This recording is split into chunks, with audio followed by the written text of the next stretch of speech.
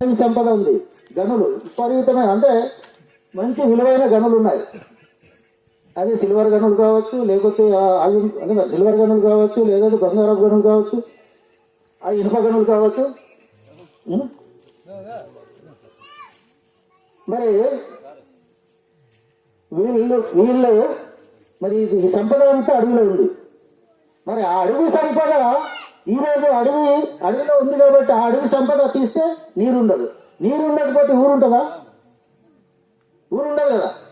నీరు లేకుండా ఊరుండదు ఎక్కడైనా.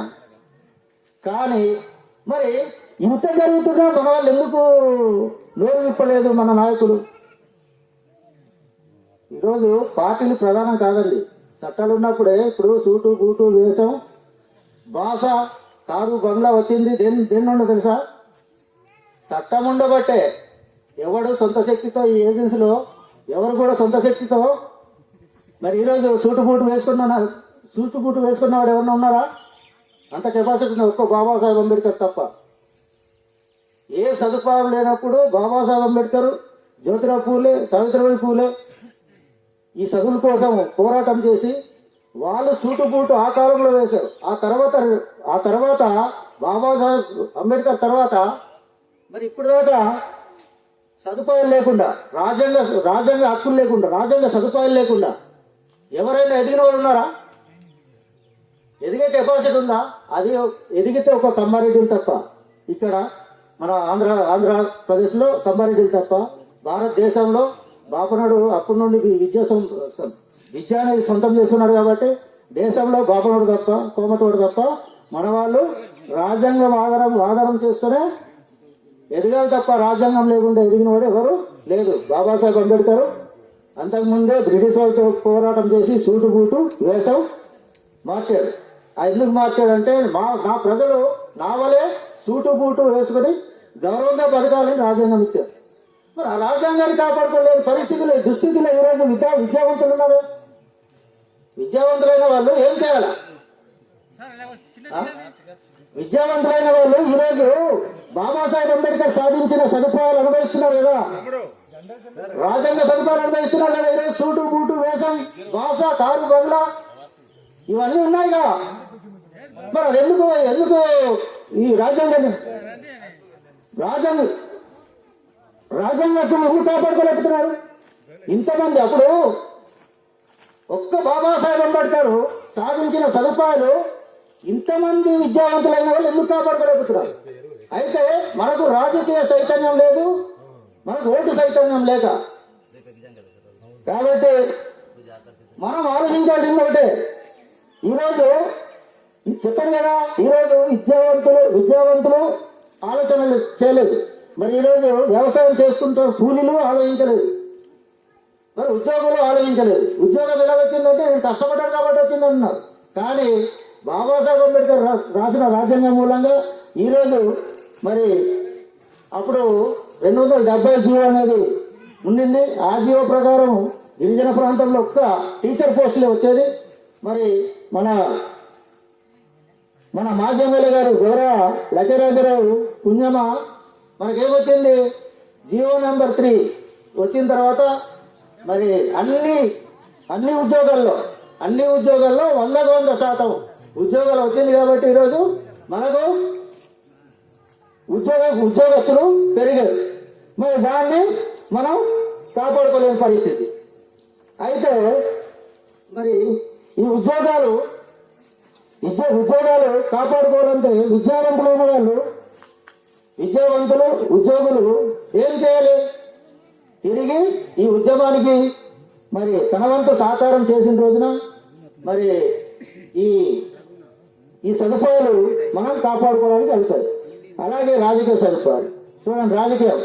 రాజకీయ సదుపాయాలు ఈరోజు మనం మెంబర్గానే ఉంటున్నాం. దేశాన్ని, రాష్ట్రాల్ని ఎవరు పరిపాలిస్తున్నారు? మన రాష్ట్రాన్ని కమ్మారెడ్డిలు 78 సంవత్సరాలు పరిపాలించారు. మరి వాళ్ళ శాతం ఎంత? 8% ఉన్నారు. మరి మన శాతం ఎంత? ఎస్సీలు, బీసీలు, మైనారిటీ శాతం ఎంత? 90%. 90% జనాభా మరి 78 సంవత్సరాలు అధికారాన్ని కోల్పోయారు. ఈ అధికారం కోల్పోవడం మూలంగా మనం ఏం నష్టపోయాము? మన జాతి సంపదని నష్టపోతున్నాం. చూడండి, జాతి సంపద అంటే, జాతి సంపద ఎలా ఉంటుందంటే, ఈరోజు స్టీల్ ప్లాంట్ ఉంది. స్టీల్ ప్లాంట్ ఈరోజు ఎంతమంది మనవాళ్ళు ఉన్నారు? 3,000 మంది మనవాళ్ళు ఉద్యోగాలు చేస్తున్నారు రిజర్వేషన్ మూలంగా. వాళ్ళు రాకపోయినా ఆ రోజు అక్కడ మరి ఉద్యోగాలు ఇచ్చారు రిజర్వేషన్ మూలంగా. ఇవ్వడం మూలంగా 3,000 మంది పెరుగుతున్నారు. మరి అది ప్రైవేట్ చేస్తే మనకు ఉద్యోగాలు వస్తాయా? మన పిల్లలకు వస్తాయా? ప్రైవేట్ చేస్తే వాళ్ళకి అవసరమైన వాళ్ళు కులాస్తుల్ని వేసుకొని ఆ కంపెనీలు నడుపుతారు. ఇప్పటికే మరి స్టీల్ ప్లాంట్కి ఎక్కడెక్కడ నుండి విదేశాల నుండి తెచ్చి నింపేశారట. కాబట్టి మరి రాజకీయం వాళ్ళు శాసిస్తున్నారు అనడానికి ఒకటే. మనం 100కి 90 మంది ఉన్నాం, వాళ్ళు 100కి 8 మంది ఉన్నారు. 8 మంది ఉన్నాడు ఈరోజు రాష్ట్రాన్ని దేశాన్ని పరిపాలించడం మూలంగా మన జాతి సంపద మొత్తం కోల్పోతున్నాం. మరి నరేంద్ర మోడీ 105 కంపెనీలు ప్రైవేట్ చేశాడు. మరి 108 కంపెనీలు రిజర్వేషన్ ఉండదు. ప్రైవేట్ కంపెనీలకి రిజర్వేషన్ ఉండదు. రిజర్వేషన్ ఉండకపోతే మనకి అది చట్టరీత్యా మనకి హక్కులు ఉండవు. చట్టం ప్రకారం, రాజ్యాంగం ప్రకారం హక్కులు ఉండదు. ప్రైవేట్ అంటే అది ప్రైవేటు యాజమాన్యం కింద వెళ్ళిపోతాయి. వెళ్ళిపోయిన తర్వాత వాడు నచ్చిన వాడికి నియమించుకోవచ్చు, నచ్చిన వాడికి ఉద్యోగం ఇచ్చుకోవచ్చు. కాబట్టి వాడు నచ్చిన వాడికి ఆ కంపెనీలో పెట్టుకుని ఆ కంపెనీని నడుపుతాడు. అప్పుడు మనకు ఉద్యోగాలు రాదు. ఉద్యోగాలు రానప్పుడు నిరుద్యోగం పెరుగుతుందా లేదా? నిరుద్యోగం పెరిగిన తర్వాత మరి మనకి దానికి సరిపడ్డ చదువులు లేకపోతే మనకు ఉద్యోగం రాదు. ఉద్యోగం రాకపోతే మనం పిల్లలకి చదివిస్తామా? ఉద్యోగం రానప్పుడు పిల్లలకి బడికి పంపిస్తామా? పంపించాం కదా. ఉద్యోగం రానప్పుడు ఎందుకు నాకు చదువు, ఉద్యోగం ఏం రాదు కదా, ఎందుకు చదువు, పని చేసుకుంటాం. అప్పుడు ఎక్కడ వెళ్తాం? మళ్ళా గతంలో మన వేషం ఎలా ఉండేది చరిత్ర చెప్తున్నాడు. అంటే అది కూడా పురాణాలు వాళ్ళు రాసిన పురాణాలే చెప్తుంది. మూతి ముంత మెడ గంట ముడికి సీకు. అది ఎప్పుడు? మౌర్యుల కాలంలో, అంటే ఆర్యుల కాలంలో మన వేషం ఏంటి? మూతికి ముంత మెడ గంట ముడికి సీకులు. అంటే ఈ వేషధారంలో నెట్టేయాలని ప్రయత్నం చేస్తుంది బీజేపీ గవర్నమెంట్. అయితే బీజేపీ గవర్నమెంట్ అంటే మరి ఈరోజు పవన్ కళ్యాణ్, చంద్రబాబు, నరేంద్ర మోడీ, మరి ఈ ముగ్గురు కలిస్తే ఉమ్మడి గవర్నమెంట్ కదా. కాబట్టి వీళ్ళంతా కలిసి ఎక్కడ నెట్టేయాలని చూస్తున్నారు? మనకు మళ్ళీ ఈ సనాతన ధర్మమైన, మను ధర్మమైన, లేదంటే బ్రాహ్మణ ధర్మమైన ఒకటే. అదేమీ వేరేం కాదు. కాకపోతే తరానికి ఒక పదం వాడుతున్నారు. అప్పుడు మను ధర్మం అనేవాళ్ళు, ఆ తర్వాత బ్రాహ్మణ ధర్మం అనేవాళ్ళు, ఆ తర్వాత ఇప్పుడు పవన్ కళ్యాణ్ సనాతన ధర్మం అన్నాడు. ఆ సనాతన ధర్మమే, ఆ ధర్మమే ఇది. ఈ మూటికి ముంత మెడ గంట ముటికి చూపు ఈ ధర్మము. మరి మీకు ఇంకో విషయం కూడా చెప్పాలి. మనం హిందువులే కాదనం, మనం కూడా హిందువులే. కానీ బ్రాహ్మణ హిందువులు వేరు. బ్రాహ్మణ హిందువులు 3%. బ్రాహ్మణ హిందువులు 3%, శూద్ర హిందువులు 90%.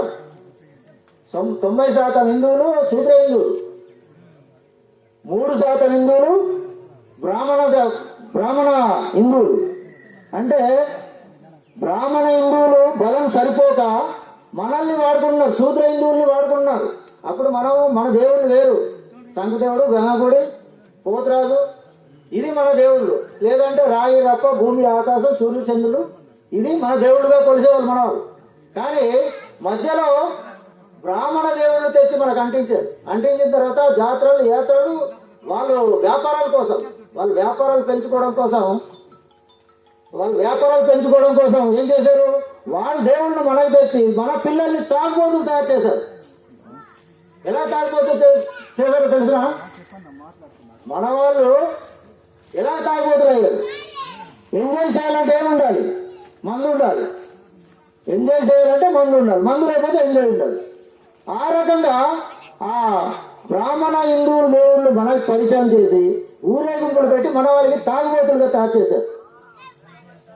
కాబట్టి మరి ఈ విధమైన రాజకీయాలు నడుపుతూ మరి దేవుళ్ళు అనేక మతాలుగా మళ్ళీ మనల్ని చీల్చి ఇప్పుడు పార్టీలుగా, కులాలుగా, మతాలుగా, జాతులుగా చీల్చేసి ఈరోజు మన అడవుల్ని ధ్వంసం చేయాలనే ప్రయత్నం ఈ పాలక ప్రభుత్వాలు అనేది ప్రయత్నం చేస్తుంది. ఆల్రెడీ మరి డోకులూరు ఆల్రెడీ తీర్మానాలు చేశారు. తీర్మానాలకి మన వాళ్ళు కొంతమంది డబ్బులు కమ్ముడు పోయి సపోర్ట్ కూడా చేశారు.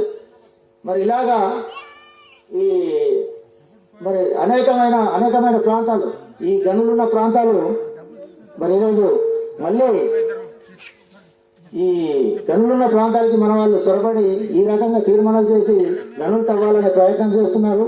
కాబట్టి మనం ముందుగానే ప్రజలకు చెప్పి అడవి సంపద కాపాడుకోవాలి.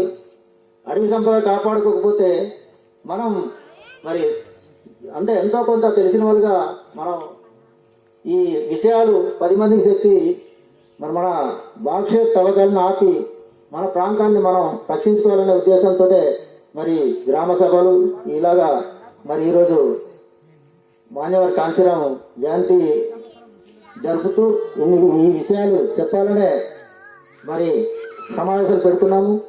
మరి సమావేశానికి మరి కొద్దిమంది ఇంకా మన నియోజకవర్గ నాయకులు ఉన్నారు, మన మరి వివిధ ప్రాంతాల్లో వచ్చిన నాయకులు కూడా ఉన్నారు. కాబట్టి మరి మన తుర్కలవలస జంపరాయ పంచాయతీ తుర్కలవలస మన లక్ష్మణరావు కూడా వేదికపై రావాలి. మరి